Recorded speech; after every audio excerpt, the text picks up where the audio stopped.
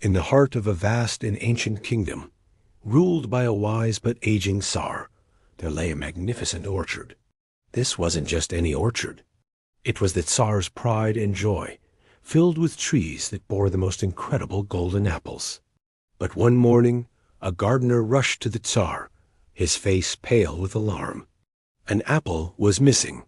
The next day, another vanished, and then another. The Tsar, deeply troubled, ordered his guards to watch the orchard day and night. But the thief was too cunning. Every morning, another golden apple was gone. The Tsar had 3 sons. The 2 elder, Dmitri and Vasily, were clever and ambitious. The youngest, Ivan, was often overlooked, considered simple and a dreamer. Desperate, the Tsar made a promise. The son who could catch the thief would inherit the kingdom. That night, Dmitri, the eldest, went to the orchard. He sat beneath a tree, but soon a gentle breeze and the rustling leaves lulled him to sleep. He woke to find another apple gone. The next night Vasily tried.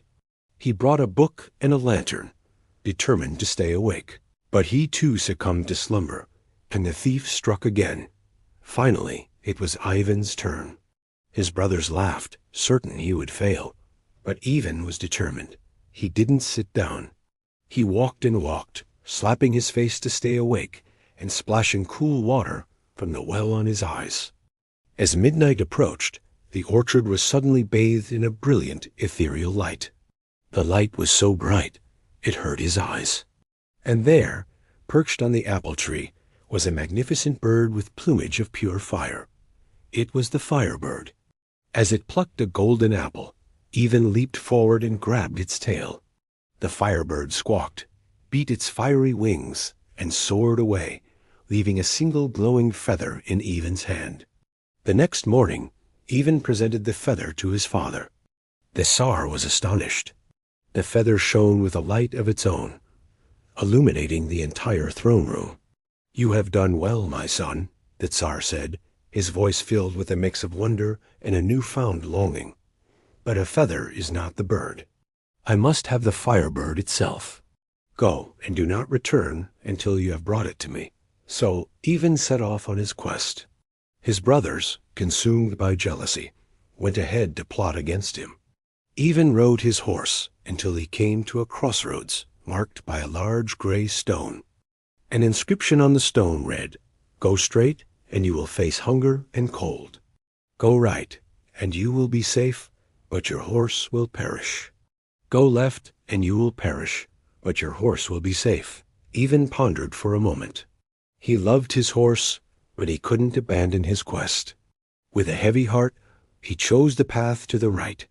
He traveled for days until he reached a vast, open plain. Suddenly, a great gray wolf with eyes like embers leaped out from behind a thicket. "Why have you come this way, Ivan Tsarevich?" The wolf growled. "Did you not read the stone? I am here to take your horse." Before Ivan could react, the wolf devoured his horse in a single gulp. Ivan fell to his knees and wept. Seeing his genuine sorrow, the gray wolf's demeanor softened. "Your grief is real," the wolf said, its voice now surprisingly gentle. "Tell me your quest, and perhaps I can help you." Ivan told the wolf about the Firebird. The wolf nodded. "I know where the Firebird is kept. It is in the golden cage of the powerful Tsar Afron. Climb upon my back, Ivan Tsarevich. I will be your new steed, faster than any horse." Ivan climbed onto the wolf's back, and they flew across the land, faster than the wind itself. They soon arrived at the fortress of Tsar Afron. "Listen carefully," the wolf instructed. "The Firebird is in the garden. You can take the bird, but do not, under any circumstances, touch the golden cage. If you do, you will be caught." Ivan crept into the garden.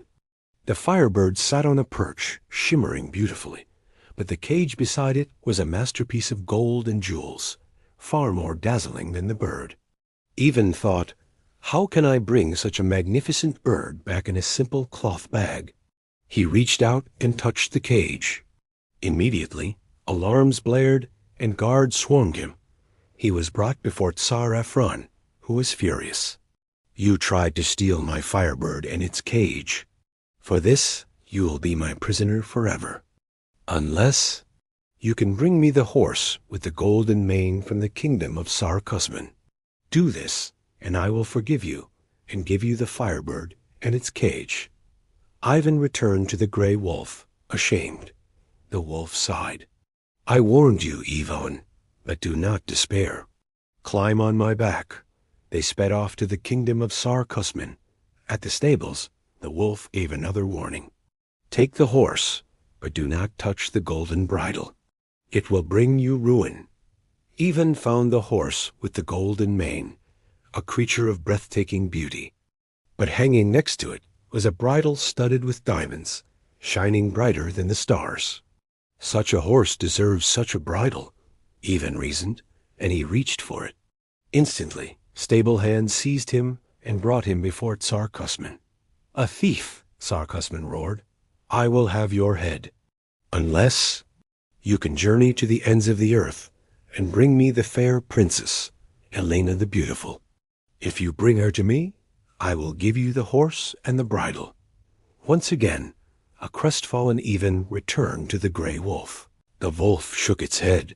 "Thrice you have disobeyed me, Ivan, but I will not abandon you. This time, I will handle it myself." They traveled to the land where Elena the Beautiful lived.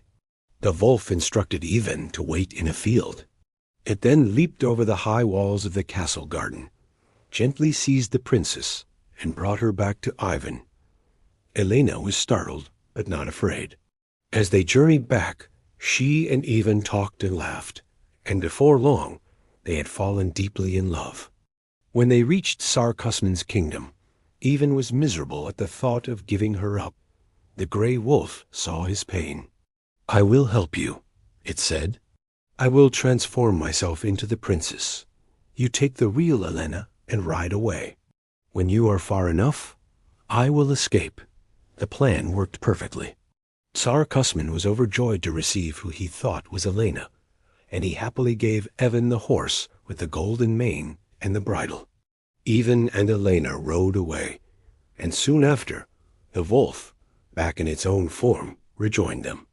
Next, they arrived at Tsar Afron's kingdom. The wolf had another plan. "I will now become the horse with the golden mane," it said. "Take the real horse and the princess and go."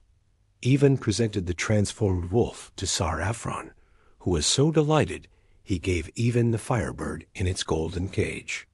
Ivan, Elena, the real horse with the golden mane, and the Firebird set off for home. The wolf, having escaped again, caught up to them. "My service is almost complete, Ivan," the wolf said. "I have helped you win a bride, a horse, and a Firebird. I will carry you back to the place where I first took your horse, and then we must part." At the crossroads, the wolf bid them farewell. Ivan, Elena, and all their treasures rested. But his wicked brothers Dmitri and Vasily had been waiting. They found Ivan asleep, took the Firebird, the horse, and Elena, and left Ivan for dead in a ravine. But the gray wolf's loyalty was boundless.